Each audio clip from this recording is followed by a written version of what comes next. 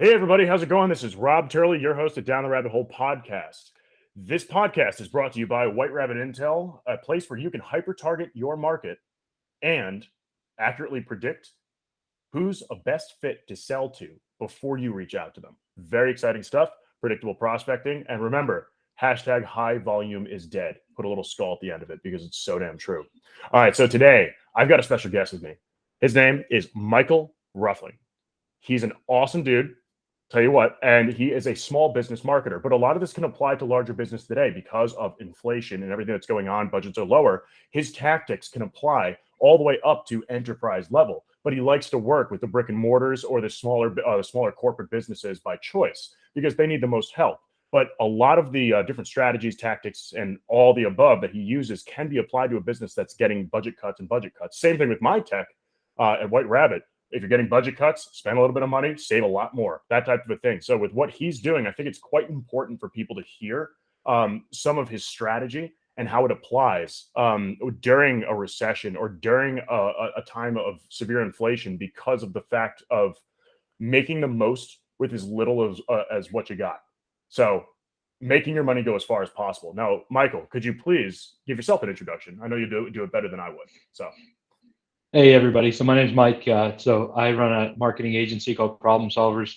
We focus specifically, like you said, on small business owners, your local community brick and mortars, and small corporate enterprises across the U.S. So I'm really excited to be here and looking forward to talking a little bit about how these last month or so has really impacted marketing and strategy and how we can use it to help a lot of corporate followers as well.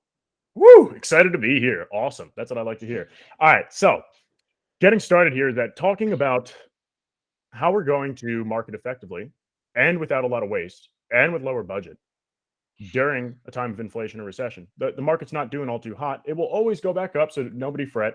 If you put money in the market, historically, literally forever since they started tracking it, the beginning of time of stocks or whatever else, it has always gone up. So leave the money in there. Don't just get scared and dump it out. If you're able to afford your living your life without pulling it out, just don't pull it out. Just leave where it's at, or just trade it a little bit more strategically than you had if you're a short-term trader or a day trader.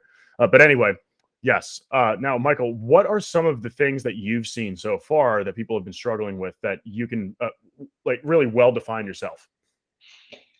Well, a lot of it comes down to what I did for the agency from the beginning, right? So I spent almost 20 years in corporate marketing. And whenever I moved into the agency world to work with small business owners, we had to figure out a way to pare down what worked, from a large corporate perspective, where we had a, 30, 40, $50 million marketing budget to now I'm working with small business owners that have 30, 40, $50 a day in their marketing budget.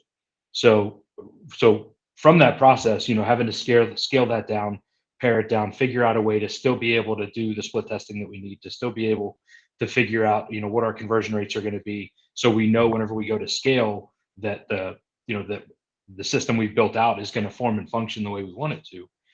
Now we're just seeing that same thing on an even tighter schedule, right? Because the first thing that goes whenever you see inflation happen, right? Gas prices go up, people drive less, they have less disposable income, as the cost of gas goes up, the cost of your food goes up, the cost of everything that you get because it's dictated by travel and by somebody delivering it, which requires fuel. You start to see all those things with trickle down economics hit everybody, whether it's the consumer for a B2B or B2C business, or whether it's just you and your family trying to make sure everything works the way you want it to. All of those things impact business owners. And we all know what's the first thing that happens whenever a business owner starts to feel the belt tighten. Marketing gets cut and ends up kaput, right? So being able to, these last couple of weeks to a month, really seeing those things change. We focused on figuring out ways, before if we ran 4 PPC tests, now we're running one at a time for a shorter period of time with whatever budget that we have so that we can test the system before we scale it. And if something doesn't work, the tests are getting shorter, budgets are getting smaller, but we're still able to run the same tests. Sometimes it just takes a little bit longer now. That's pretty incredible. I like how you said scale down, taking something enterprise. And that's an interesting approach coming into the small business market. Most people start there and stay there.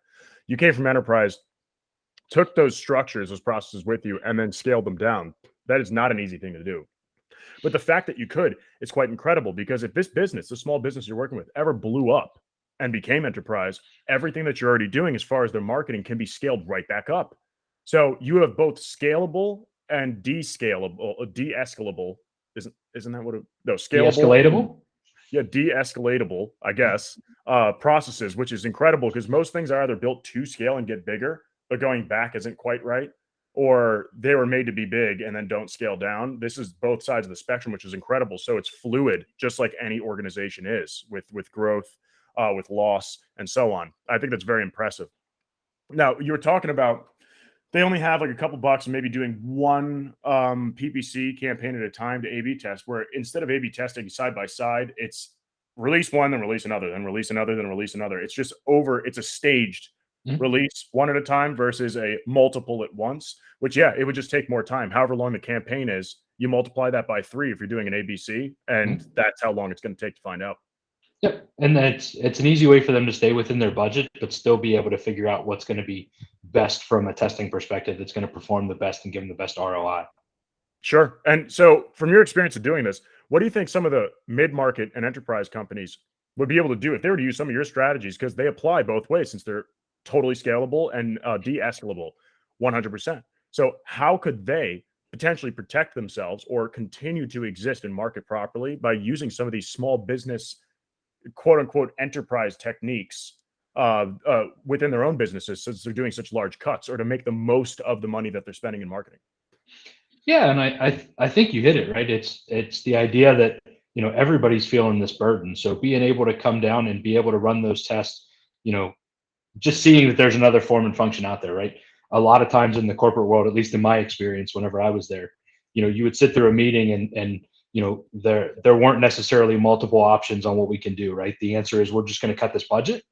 And what happens is and I don't want to say it's a lack of creative thinking, but so then the answer just becomes, okay, if we lose 30% of our budget, all of the stuff we're doing, we just take 30% of the budget away. And now you have a PPC campaign that maybe had a $200 or $300 a day budget, and we just whack 30% off of it. Now it only has $100. It is a lack of creativity. Well, in a lot of cases it is. I was trying to be nice to my still corporate president. Yeah, don't be nice. That's not what this podcast is for.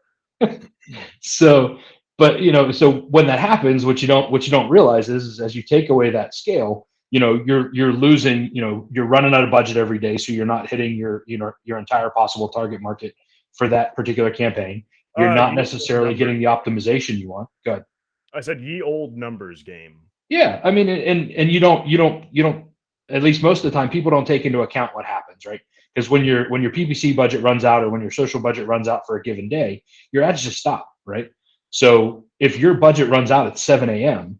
and you're a B2B corporation or a B2B company, and everybody just got on LinkedIn or just started getting into their workday at 9 o'clock and they're searching for your service, you're now SOL, right? You're not getting any search traffic. You're not even getting the brand awareness of a PPC ad or of a display ad, because your stuff stopped at 6 a.m. before they even started working. And, when you cut your budget, people don't think about those, the domino effect of what happens when you do that, right? You're used to getting the results that you were getting. And then what happens is you don't get those results anymore because things like that happen. And, when you do it from a small business perspective, that's how you eliminate those, right? Your time to run all the tests, like you said, it expands out 2- and 3-fold. A test that you might have only done for 7 to 10 days total, running 3 or 4 different ad sets at a time, testing them against one another with different audiences, may have only taken 7 to 10 days. And now it may take 6 weeks. But at the same time, you're going to get the maximum effect of each one of those tests, because your ads are going to run throughout the day. You're going to be able to time parse them how you want. Like, you're going to be able to actually get a better reading on the overall, ROI of what each one of those tests is going to be, instead of just cutting all the budget and then just hoping for the best. Or because, I mean, as well as I do, there's other ways you could do it, right? You could cut the budget of all of them and then try to time delineate when the ads show, so you don't spend your budget too early. But what I found is it doesn't help you any, because then you don't know what you don't know, right? You didn't run your ads at a certain time, so maybe that would have been the time that converts. We start bringing assumptions into play when we have to pick and choose and play. Whereas rather we can, you need someone just hovering over the trigger pretty much. You're ready to flip the switch.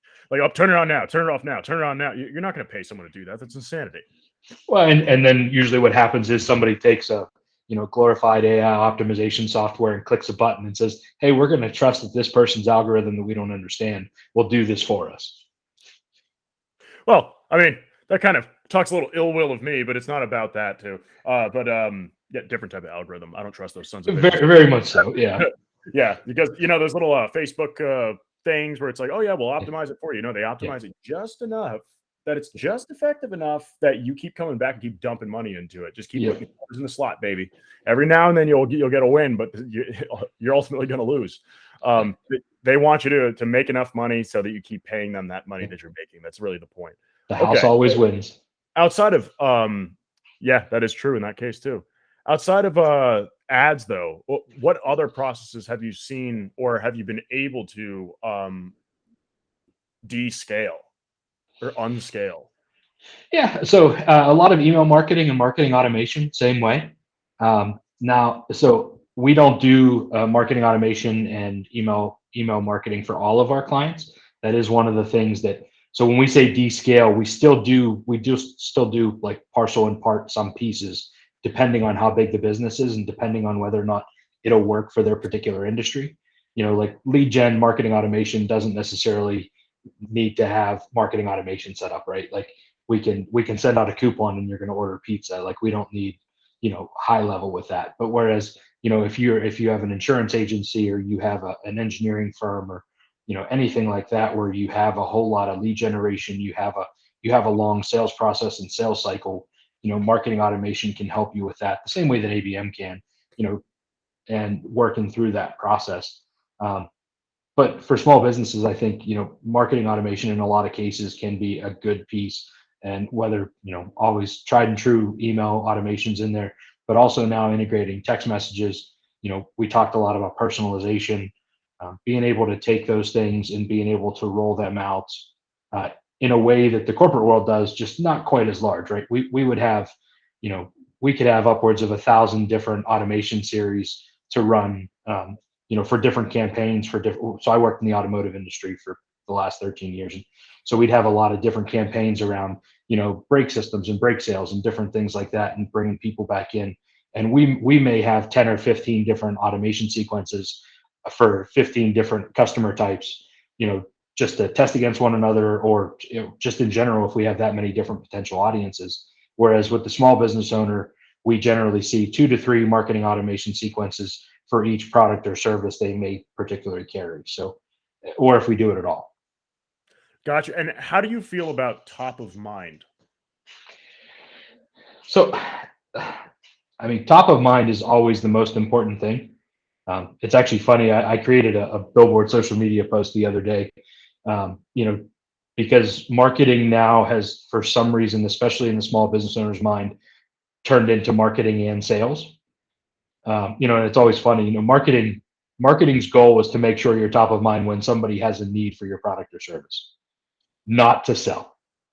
And because everybody's become so focused on direct ROI and trying to attribute marketing to an ROI, I've seen a lot of small business owners fall into the trap of thinking that marketing is sales, and they're not playing the long game, right? They're looking for the short game. They're looking, I want to put $500 into my ads and my marketing budget for this month, and I expect to see a 3x ROI. So I want to see $1,500 in direct sales coming back, instead of understanding, whether it's content marketing, whether it's advertising, whatever it is, we're playing a much longer game. At least the people who are in the long run going to be successful are the people that are investing. Selling is only short game if you're damn lucky and run to the right person at the right time, or if you're selling something very transactional, it's a lower ticket item. Yep. So sales is a long game too. It really is, because you're nurturing, you're building a relationship with them. That's what selling is. It's building a relationship and helping someone solve a problem.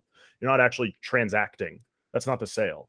So there's a lot of misinterpretations of that as well, where sales and marketing are both very misunderstood by a lot of people. They're very tied to one another too, like a BDR, a business development representative. They're a marketer. That is a human piece of marketing. Yep. They are a human marketing asset. That spends a lot of time on the golf course. Talk to people. It is a marketing element. SDRs, they're also somewhat like marketing, more so sales, more direct, trying to find out, probe the market and everything. It's just quick discoveries, but People don't realize that BDRs are marketers. Really, they're a marketing element. If they don't feel like they're a marketer and they're a salesperson, then they're a salesy marketer. It is what it is. Now, when you're talking about this top mind stuff, and we're talking about this issue that people have with, spending the budget because there's issues with the economy, all that stuff. Those different services out there. For example, like Client Viral is one that I know of, where you can send out gifts that are custom made to people and all that stuff. Where if you're cutting all that marketing budget, maybe you cut more. I mean, if you use a technology like mine, for example, you can cut a ton of your marketing budget because you're so on target. You can automatically identify which leads are fit to sell to pass them to the sales team without having to put them through all of those nurturing campaigns, all of those things. You could just drop spend on that like a bad habit. But then if you have that extra money left over, those things like Client Viral, getting them gifts and all of that, is it actually even worth it during a recession? Because it shows that you're still willing to give. Have you done anything like that? And that could be done either. It happens from super small mom and pop shop all the way to just massive conglomerate enterprise corporate. They all do that stuff. Well, some of them do across the entire board, really. But have you used any of those strategies before? What have you seen? Yeah, so we partner with two promotional products companies, one in Ohio and one in Florida, for very similar. I think personalized gifts, and that's something I brought with me from corporate. I do more of it internally from an agency perspective than I do for clients, but it does help, whether it's anything from to trying to help your cold outreach be better received. When you give somebody a personalized gift that matters to them, or even a lot of times a branded marketing gift works too. But even from a retention perspective, because a lot of people think marketing stops when the sale happens. Yeah, anybody can leave you at any time.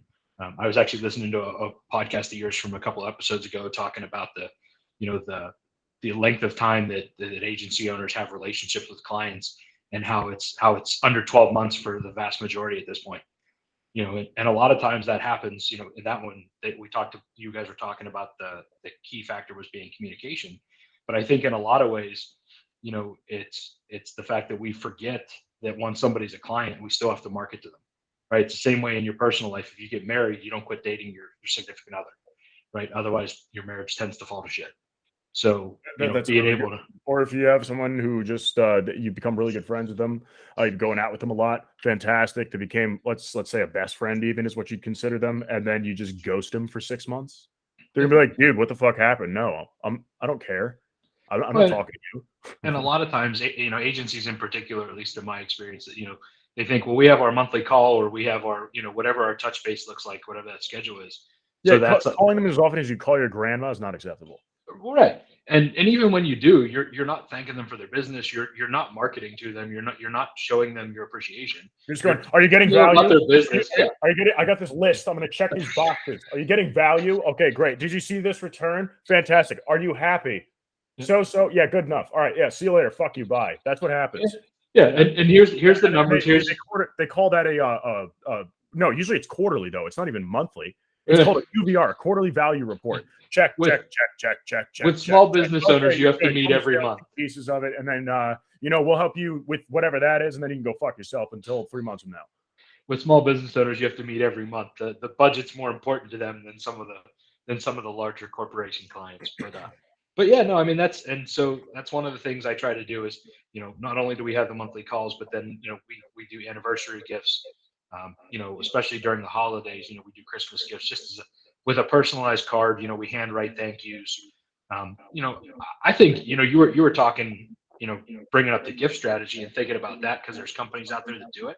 Believe it or not, the best thing that I've ever seen as far as retention and return is handwritten thank you cards. Whether it's a thank you for the business, whether it's a thank you for a referral, like just the fact that, because nobody writes anything anymore. Like nobody handwrites anything. And I'm telling you, I've had more people. The boomers have been telling us this for years, and we weren't listening. We just don't listen, right? And I'll never forget, one of the things that changed my mind, because I was in the same boat, is I got a handwritten thank you card from a client because we helped save their business. And I looked at it and I'm not a person who gets very emotional, and it mattered to me that they took that time. That's so funny. And because I'm not I'm a very low EQ person, right? I'm driven, I'm right to the point. So for me to get that, for that to matter to me, I was like, well, shit, this has to matter to more people. So that's whenever I started, actually bought into that boomer generation of, handwritten thank you notes, thanking people for their time, and doing things like that, not just in my business life, but in my personal life too. Somebody hosts me on the golf course and I send them a nice little I do note. the same. I do the same thing. I was raised by boomers, so it was beaten into my skull to do it. Yeah. But I hope that answers the question. But yeah, I mean, I think, doing things like that and using products and, helping people with gifts is definitely a strategy that can help you endear yourself, especially in a market where people are making emotional decisions, right? Because that's what we're doing, right? We're not making business decisions planning for 12 months from now. We're looking at, hey, sales went down, our profit went down, so we're just gonna tighten our marketing budget. Yeah. And Reactionary decisions. yeah, and if you're going to make a reactionary emotional decision, the best thing you can do is be endeared to them emotionally. Yeah. Because they're going to think of you and go, you know what? No, I like them. They've always been good to me. I can't get rid of them. Yeah, let me find this other place where I can cut this budget out. Yeah, exactly. Because they don't want to screw you over as a person, not as a company, as a person. Correct. Which is the most important thing, because relationships are everything. Yep. If COVID taught us anything, relationships matter and they're everything. And they've always been that way. It's just that we've figured that we could ignore them for the longest time and not have to worry about it. Yep. I mean, it is what it is. But through your experience of working through very limited budgets, if you were to have people start putting their money where it should be, what would you suggest? Like company size, the hell with that. Just don't worry about that. Just think of it as an even playing field. What do you think if things start going downhill? Where should it go, and what are the most important pieces of the puzzle? Yeah. So, I mean, and everybody talks about this, right? But you have to know where your client is, right? Where is your potential customer? Who are Whether it be they? Facebook, Instagram, whether it be the park down the street, it doesn't Yeah. matter. Yeah. Yeah. And that's where, because you're going to know where they are in their customer journey based on who that target customer is, right? Is that sales life cycle? Is it 6 months? Is it shorter for a certain person or a certain product or service or whatever it is that you're doing? Um, and making sure you put your money where it's gonna generate the best return and do you the most good. It could even be, maybe it's not, online marketing. Maybe it's sponsoring, local little league teams, because you're going to get a sign up and that's the only place people are going to go, because nobody stops their kid from playing baseball because of inflation. But they do stop going to the mall and they do stop, non-discretionary spending. And, so And one figuring that thing I've been out. thinking about too is that, like, sometimes since everybody cuts spending, marketing becomes easier, because if you're putting stuff out there, nobody's buying that stuff anymore. So you have a way better playing field. Now, when everybody starts cutting spending, figuring out how to cut spending somewhere else so you could dump more money into your marketing, Yep. that would be a smart move. Well, and figuring how to be more efficient too, not just, and I guess it depends on how broad you take your definition of marketing. But I was talking about this with a client earlier this week. They're in the restaurant business, right? And this inflation is wreaking havoc, right? People don't have a lot of discretionary money, so they're stopping eating out as much because this is a mid to high level restaurant. The prices of food have been going through the roof for over a year now because of trucking and shipping and everything else. Chicken is 4x, 5x what it used to be, if not more.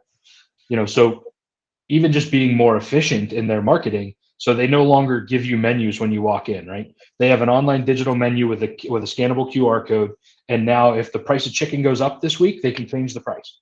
It's not a lot, but 50 cents on a chicken dinner for somebody, for a business owner who already has a low margin in the restaurant industry, that's a big deal. Whereas Yeah, the average before, margin on restaurant food is like 12%. If someone sends back the food, they're literally paying for it. yep. Like they're paying for it in heaps. Well, and I think what a lot of business owners, whether, no matter their size, like you said, can learn from that is, that's just them being more efficient, right? Think about the old process. They would have had to set their prices. They would have had to pay somebody to design a menu. They would have paid to have them printed. Usually you have them laminated, right? Because everything gets wet in a restaurant. So you have this lamination cost, you have this design cost, you have this printing cost, and then you're stuck with it. If your price of chicken goes up next week by 60%, you have to pay that incremental cost all over again to print them, to laminate them, to get them put out, everything else. So I think what we're seeing, COVID started it. Now some of this inflation is really helping people hone in on what it is, but just being more efficient with their marketing and being able to do that. Like I said, find where your customer is, find what their cycle is like, and then make sure you're where you need to be when it's most important to them, so you can be top of mind, but do it in an efficient way so that, like you said, we're not wasting our budget. That's part of the whole reason for your software. Being able to be more efficient with what you have, so that you can spend money in other places, like in retention, like retention marketing, and with gifts and with other things like that. Yeah. I just think it's important for people to realize that. And I think a lot of times that kind of stuff gets lost. Like you said, especially when the budgets are large. Yeah, too, that it's 5 times less expensive to market to your own existing clients than it is to market to net new. Absolutely. Yeah, and then retention is more important than gaining net new, because do you want to lose what you have and have to try to constantly replace it, or do you want to keep what you have and then start bringing in new every now and then? When you're in a hard place. When you're in a hard place, you want to keep all your clients. You still want to bring in new, but you shouldn't be bringing on new because your existing clients are going to get pissed and leave. Then it becomes harder and harder and harder and harder. It's an interesting concept. Now, we are going to be moving on to the next section here. So I have one question for you. Well, 2 questions. But the first question is, if everybody were to forget everything that we just talked about today, what would you want them to remember and apply to their business immediately so they can see value right off the hop? So I would tell people, I think, to make sure you know your audience, make sure that you're being efficient in what you're doing in your business, especially in today's day and age. Like I said, right now, inflation is a big deal. The cost of gas is a big deal. We're seeing a lot of products and services, the costs just go through the roof.